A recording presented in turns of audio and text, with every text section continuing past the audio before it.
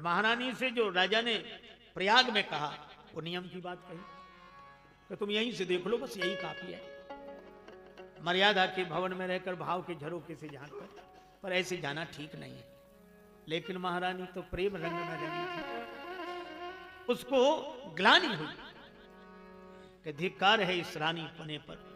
उसे अपने रानी पन से घृणा हो गई, रानी पन से घृणा हुई,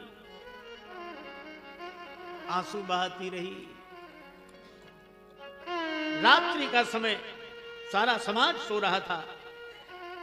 महारानी उठी, सामने ही त्रिवेणी का संगम, संगम के जल में कंठ तक प्रवेश किया, खड़ी हो गई, हाथ जोड़कर कहा, हे प्रयागराज, आत्महत्या के समान कोई पाप नहीं, पर वह मैं करने जा रही हूं।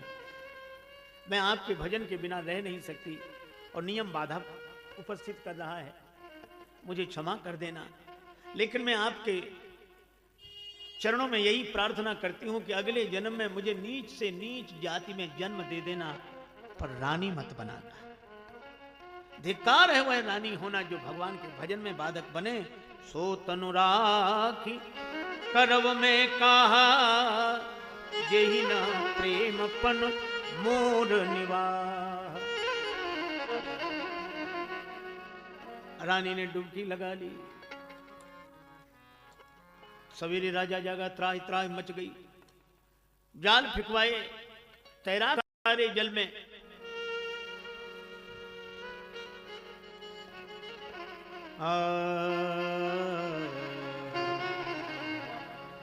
रानी का शरीर मिल गया, पर रानी तो जा चुकी थी।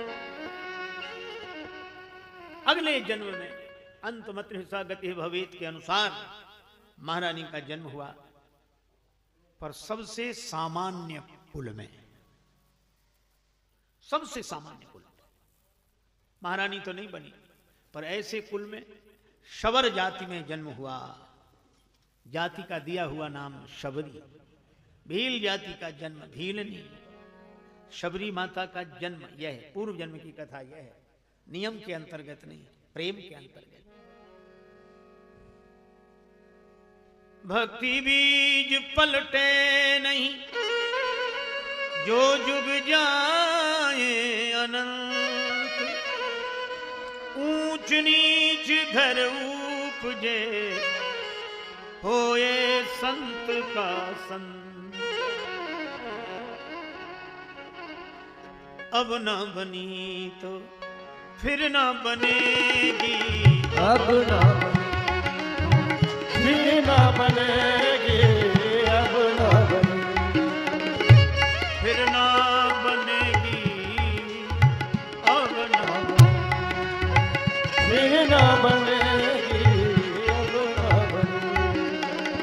नर्तन बार बार नहीं मिलता, नर्तन बार फिर नहीं मिलता, फिर तेरी जननी ना तुझको जनेगी, अब ना बनेगी, ना बनेगी।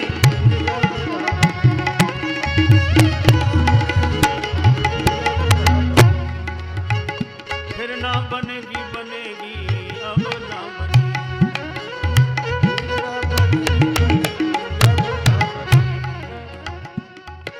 जन्म से ही इस बालिका में अनुराग भगवान का, जगत से वैराग। कभी फूलों को देखती तो कहती आज खिले कल जुग चले, परसों मिल गए धूल। देख दशायों फूल की फिर क्यों फूलत फूल।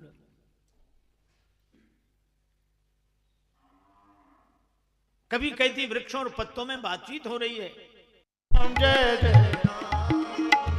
श्री राम जय राम, जय जय राम, श्री राम जय राम, जय जय राम, श्री राम जय राम, जय जय राम, श्री राम जय राम, जय जय राम, श्री राम जय राम, जय जय राम, श्री राम जय राम, जय जय राम, जय जय राम, जय जय राम, जय जय राम।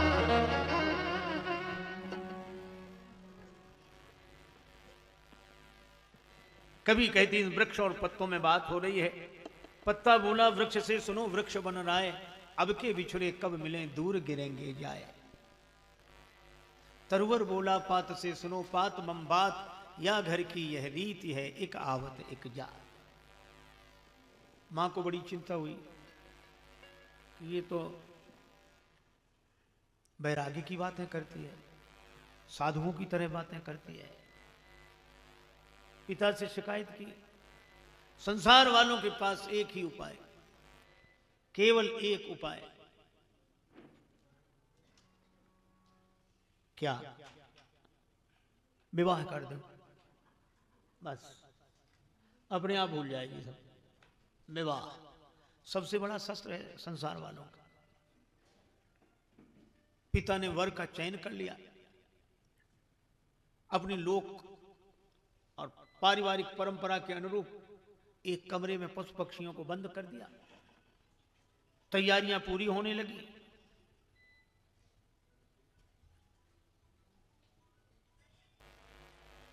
शबरी की मां आज शबरी की मांग सुलझा रही है। आज तक तो नहीं सुलझाई, उलझी हुई जटाएं सुलझाने में कठिनाई। शबरी ने कहा कि मां आज क्या हो रहा है, क्यों ऐसे कर रही हो? बेटी आज तेरा विवाह है। विवाह? इसीलिए तो इन पशु पक्षियों को कमरे में बंद किया है। बारातियों को इन्हीं का मांस भोजन में खिलाया जाएगा। शबरी माता ने बाल माता के हाथ से छुड़ा लिए। छोड़ छोड़ माता, मैं मांग ना कढ़ाऊंगी। छोड़ो छोड़ो, मैं मांग नहीं कढ़ाऊंगी। भाग।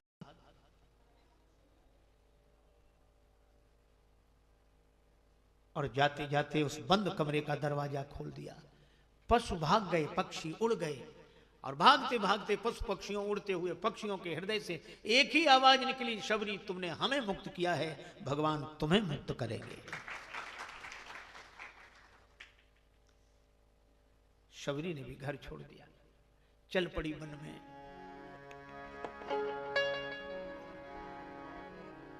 राम जी के मिलन के लिए। मिल जाओ राम तरस रही अखियां, मिल जाओ राम तरस रही अखियां।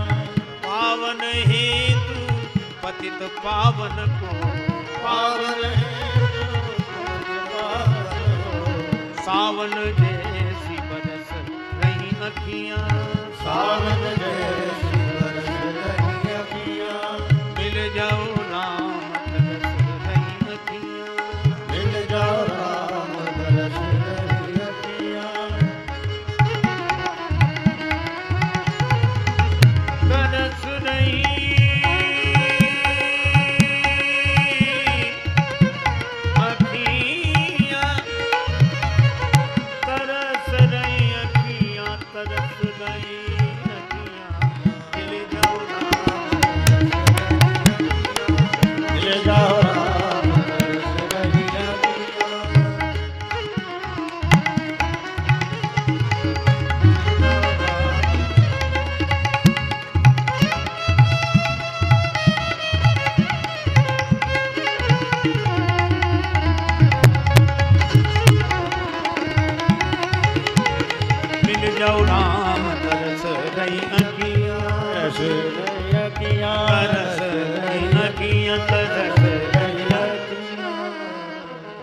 राम जी के मिलन का भाव लेकर चले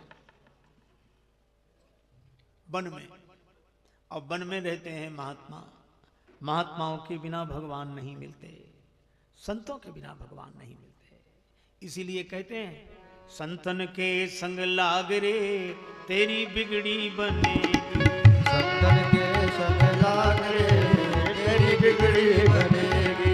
बिगड़ी बनेगी तेरी बिगड़ी बनेगी। बिगड़ी बनेगी तेरी बिगड़ी बनेगी। बिगड़ी बनेगी तेरी बिगड़ी बनेगी। बिगड़ी बनेगी तेरी बिगड़ी बनेगी। मिले रामचरण अनुराग रे तेरी बिगड़ी बनेगी। अनुराग रे तेरी बिगड़ी बनेगी। रामचरण अनुराग रे तेरी बिगड़ी बनेगी। रामचरण अनुराग रे तेरी बिगड़ी बनेगी। संतन के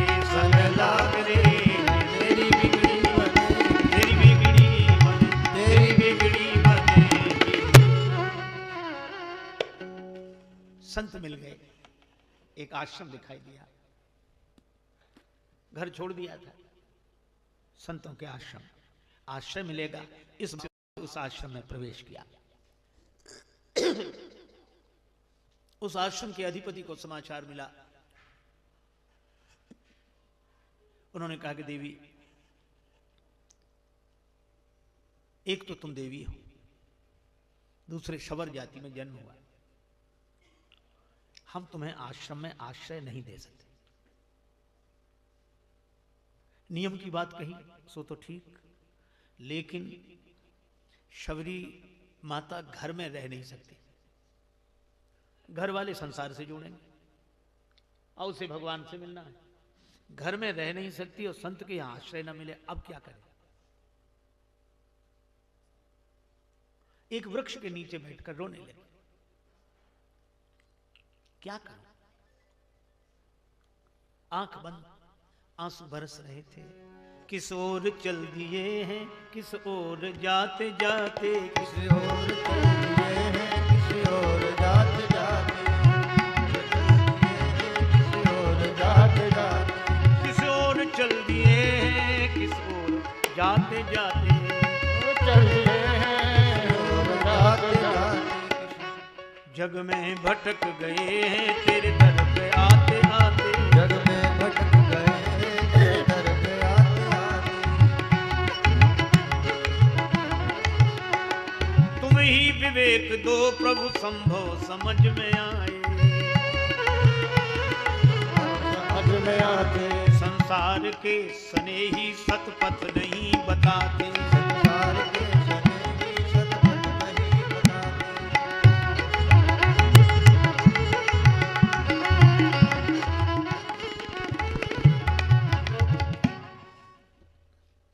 भगवान से प्रार्थना करे क्या करो। भगवान की प्रेरणा हुई हृदय में, बेटी सेवा करो। शबरी माता आंखों में आंसू भरकर सोचती, आश्रम में प्रवेश मिलता नहीं, रहने दिया नहीं जाता, मुझे अधिकार नहीं कि मैं आश्रम में जाके रहूं, और घर में मैं रह नहीं सकती। भगवान कहते हैं सेवा करो। सेवा कैसे करो? फिर हृदय में प्रेरणा हुई, सेवा दिखाई पड़े, सेवक नहीं। राम राम राम राम कह के वृक्ष के नीचे पड़ी रही, वृक्ष के ही फल फूल खा लिए, दिन को सोती रही। रात्रि में जब आश्रम में सब सो गए, तब धीरे से प्रवेश किया। सब सो रहे थे, शबरी माता झाड़ू लगा रहे थे, आश्रम को साफ सुथरा कर दिया। समिधा की आवश्यकता प्रातः काल पड़ेगी, रात्रि में ही लकड़ी लाकर रख दी, फल फूल उतार कर रख दिए, और आश्रम के लोग जागे इसके पहले ही भाग गए। फिर वृक्ष के नीचे राम राम कहकर पड़े रहे। सवेरे ब्रह्मचारी जागे, अरे आश्रम साफ सुथरा, ये समिधा रखी हुई, ये फूल सब उतारे रखे हुए, कौन है? कई दिन खोजा, आश्रम के अधिपति ने भी कहा पता लगाओ, पर सेवा दिखाई पड़ती थी, पर शबरी माता नहीं दिखाई पड़ती थी। कितनी अद्भुत बात! तब सेवा दिखाई देती थी, सेवक नहीं दिखाई देते थे। अब सेवक दिखाई देते हैं, सेवा नहीं दिखाई देती। हम तो आपके सेवक, सेवक हैं तो सेवा करो। नहीं, सेवक की सेवा करो। अब सेवक दिखते हैं, सेवा नहीं। और शबरी माता का चरित्र सिखाता है, सेवक नहीं दिखाई देता, सेवा दिखाई देती। वो उन आश्रम के महर्षि ने कहा, कौन है जो खुद नहीं दिखता, जिसकी सेवा दिखती है? कौन है? कौन है? ब्रह्मचारियों से कहा पता लगाओ। अब ब्रह्मचारी रात रात भर जागे, पता ना लगे। एक दिन इस कृशकाय बालिका को लकड़ी का गट्ठर जमीन पर पटक कर भागते हुए देखा, तो एक ब्रह्मचारी ने आवाज दी, ठहरो। डांटा तो रुक गई, थर थर कांप रही थी, आंखों से आंसू बरस रहे थे कि आज पकड़ी गई। चलो गुरु जी के पास। गुरु जी के पास गई। महर्षि ने देखा इस बालिका को, बेटी तुम कौन हो, यह सेवा क्यों कर रही है?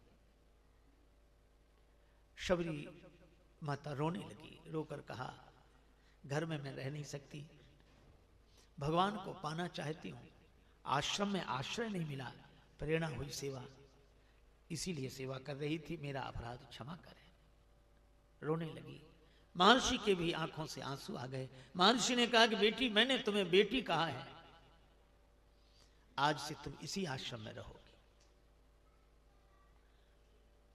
पिता के घर बेटी रहे तो कोई कठिनाई नहीं है, और तुम्हें सेवा करने की कोई आवश्यकता नहीं है, तुम तो उस कुटिया में रहो, राम राम करो।